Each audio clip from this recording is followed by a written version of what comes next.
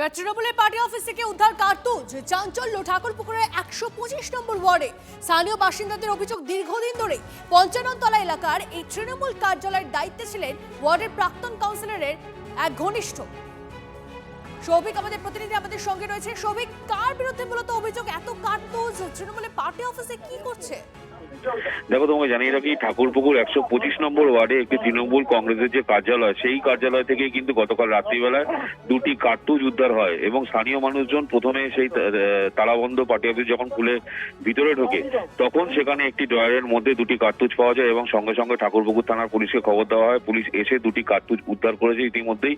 এবং তোমাকে জানিয়ে রাখি, এটা হচ্ছে ঘনশ্রীবাগের পার্টি অফিস এবং ঘনশ্রীবাগের একজন কাছের লোক, তিনি কিন্তু এই পার্টি অফিসটি খুলতেন এবং ক্ষমতা চলে যাওয়ার পরে তৃণমূলের এই পার্টি অফিস কিন্তু দীর্ঘদিন ধরে বন্ধ ছিল। গতকালকের স্থানীয় মানুষজন যখন সেই পার্টি অফিস খোলে, সেই পার্টি অফিস থেকে ইতিমধ্যেই দুটো কার্তুজ উদ্ধার করা হয়েছে এবং গোটা ঘটনা খতিয়ে দেখছে ঠাকুরপুকুর থানা পুলিশ এবং ওই পার্টি অফিসটি কিন্তু সিল করে দেওয়া হয়েছে পুলিশের তরফে। বেশ, ধন্যবাদ।